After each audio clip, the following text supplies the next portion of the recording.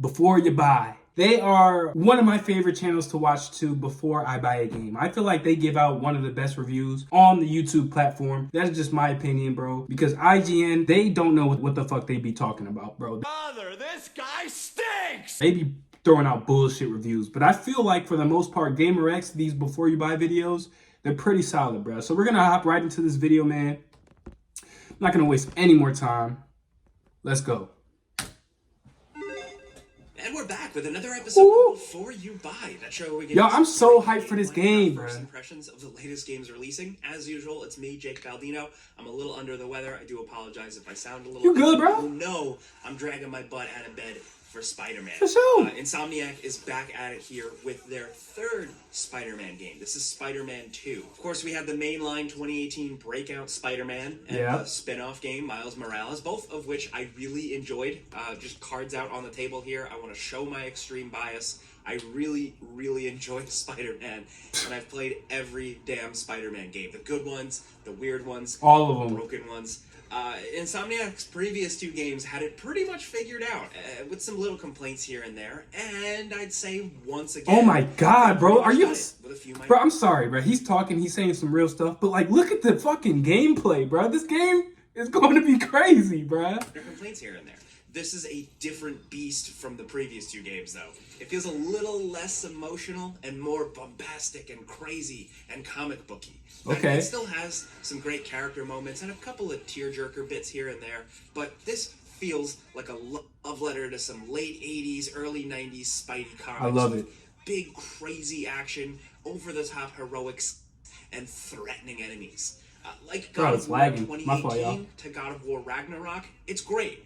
It adds a ton more gameplay and more cool stuff. But I think the initial shock value of the story and presentation of the first game still feels a bit stronger. But still, overall, this thing is absolutely incredible. So let's get into it. Just so you know, we've been playing a review copy provided by Sony, and this footage was captured on PlayStation 5 swapping. They got the Raimi suit! And this footage is as spoiler-free as I could possibly make it. But be warned, there are some cool surprises like right from the beginning of this game. And I think other video reviews are going to show off a lot. Please more don't than spoil me. it. I want you to be surprised with some of this because it made me, as a fan, really happy to discover it myself, so that's just a warning. Anyways, Spider-Man 2 takes place a few months after the events of Miles Morales. So the two Spider-Men are in full swing together. You know, they're doing their hero thing. They're fully formed, and they're in a good groove until Kraven, Harry Osborn, and Venom come to town. And that's really the back of the box or like the first trailer description stuff. No spoilers. But I'll get into how effective all that story stuff is in a little. See? She looks better right here. Why did they release those screenshots? I'm going to put a video card up so you guys can click on it. Bro, she looks terrible in those stills, bro. Why did they release those photos, bro? She looks way better in the game. She looks way better in the game. Now, gameplay-wise, the loop Bro, the is pretty city similar. looks crazy. You're in the city, progressing through the adventure, and those main story missions are broken up by the game asking you to go out into the world and do open world stuff. Love it or hate it, you know, your character will say after a mission, I should really check in on crime before I go do the next thing, you know? And that's when you go out and do all the other stuff. There are hidden collectibles to find, enemy bases to take down, a lot of the standard stuff you've already seen. If you love Spider-Man, it's good, solid Spider-Man busy work. Thankfully, a lot of it is a lot more streamlined and shaken up a bit to feel a little bit less repetitive. Okay. Like stopping car chases is less of a big thing you go and do, and then it's one of the same two car stopping animations and the minigame over and over and over again. Now here, it's just something that usually pops up really close to you while you're swinging, and you just swing on over and do a quick heroic, and it can be over and done with in a few seconds. It's like these small quality of life changes that make a difference. I also found a lot of the TASM 2 suit collectibles really interesting this time around. There are quite a few, and a lot of them have like sub-story. That might be the suit I wear. Pretty fun, actually, and pretty interesting. To help you feel a little bit less like busy work and more like something you genuinely want to do and get something out of it, you know, for this adventure. Oh my god, now, yeah, that's the suit. Aside from the usual busy stuff, there are good, compelling side missions this time around as well, like actual story stuff. And some might surprise you. They're often lighthearted and sweet and simple, but they're much stronger diversions than just like, clear another bad guy camp. Especially a few that have their own somewhat self-contained stories with some familiar faces and a couple of surprises. Now, enemy factions, like in previous games, are kind of what a lot of the side objectives and stuff to do kind of revolve around. The enemy factions aren't too various. They're like sort of two main ones and two side ones, one of which can be super stressful in a good way. That's all I'll say. I'll definitely say, could have used one more solid full enemy faction to keep things interesting, but at the very least, the main enemy faction in the game does have a lot of different enemy varieties. Now, as for the main missions, I know it took a while to get to this, sorry.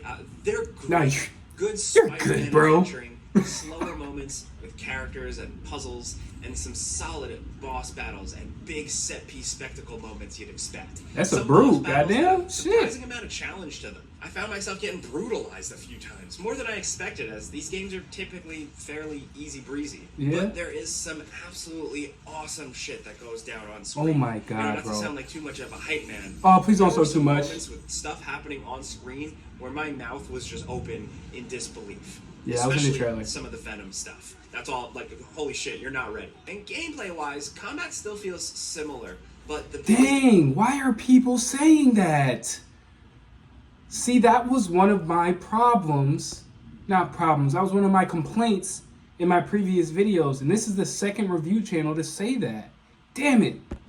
I mean, I'm still excited, bro. There was nothing wrong with the fighting in the first two games. It's just that for this game, I kind of wanted to go up and above. You know what I mean? But it seems like it's pretty familiar from... This is the second review channel I've seen that have said the same thing. additions are the power abilities from Miles Morales on one trigger hold with face buttons mapped, and the other side for on-the-fly use of Spidey gadgets. You're able to use powers to great effect, whether you're Peter or Miles. You know, zipping enemies up in the air, stun locking them, an AoE attack, stuff like that. And Peter's are dependent on his spider arm tech or symbiote powers. Oh my god, I cannot wait to play as symbiote Spider-Man. For Miles, he gets like a big cinematic electric blast wave that clears the map.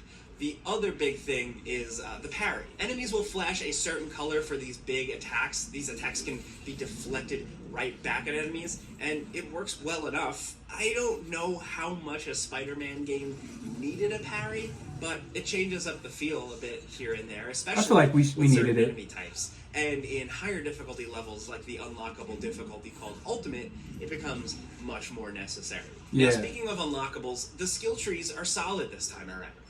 Where other things are streamlined, the process of unlocking and upgrading is a bit more in-depth.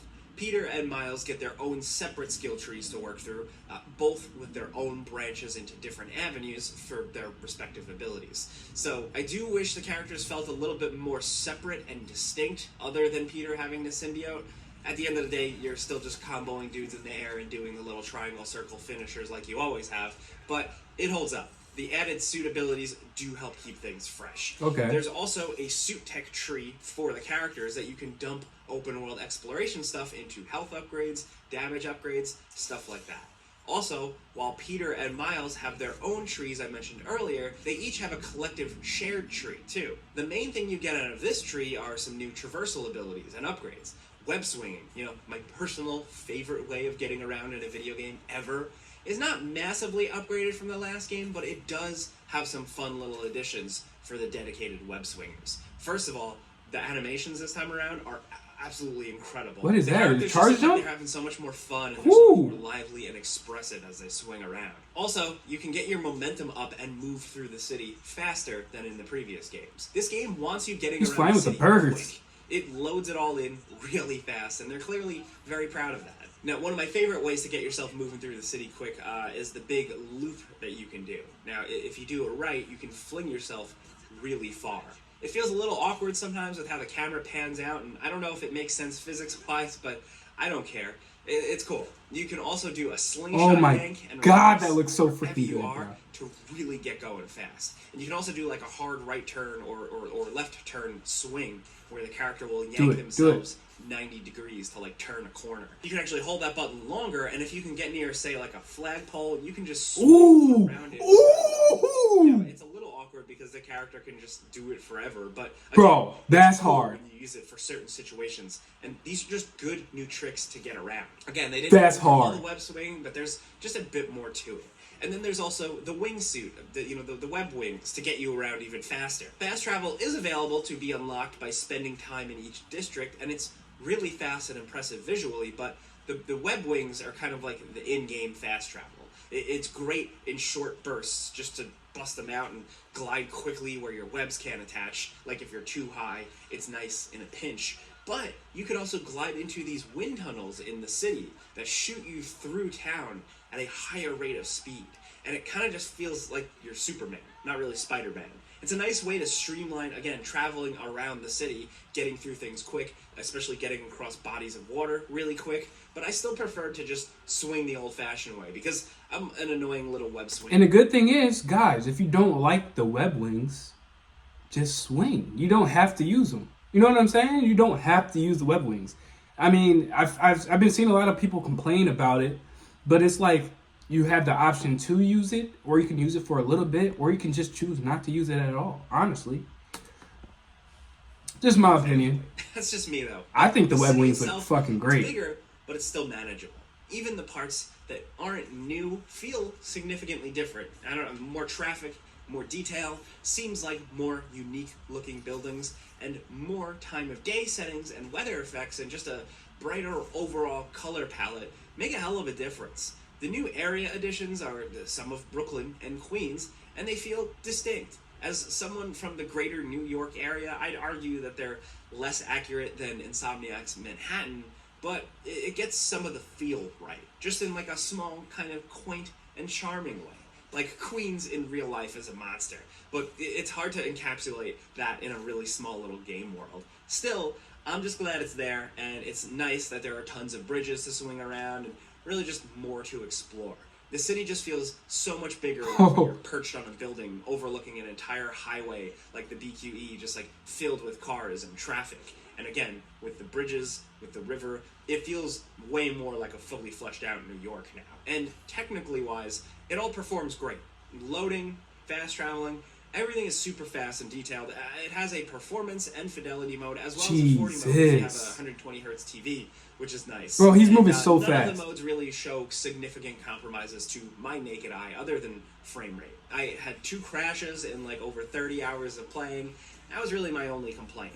Now, the only other thing I think might be a negative for some people are the Mary Jane sections. They were criticized in the last game Let's see what he says. for kind of killing the pacing, but I didn't mind them personally. Now, in Spider-Man 2, they bring back Mary Jane sections, and this time they feel far less creative. While some people would argue in the previous game they would kill the pace, I still found like what I was doing in the story as Mary Jane was interesting.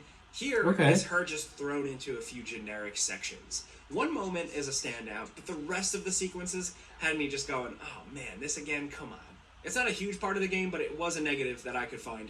And that being said, I personally really liked what they did with Mary Jane's story and character arc. There's some good stuff there. And that really goes for everyone, really. There's one element from the previous games I wish was followed up on a bit more, but otherwise, I thought they did a really good job weaving Miles into a Spider-Man story involving these classic villains and shaking things up quite a bit, while also keeping the relationship between Miles and Peter interesting, especially in some pretty nuanced ways. So really what I'm trying to get across is that while the original Spider-Man 2018, left me emotional by the end of the game, the end of Spider-Man 2 just had me going, hell yeah, dude. The action in this thing is crazy, the spectacle is nuts, and again, I don't want to sound like I'm overly gushing or anything, but I just really like Spider-Man, and if you're coming to this and you already know how I approach these things, and you know I'm a Spider-Man fan, I can at least tell you that I am very happy from that standpoint. But of course, that's a before you buy. You know how this goes by now. I give you some pros, some cons, and some personal opinions, and now we want to hear yours down in the comments. Granted, it's still a few days before the game releases. but we'd love to hear what you're expecting. Maybe like the first thing you're going to do when you get out into the open world.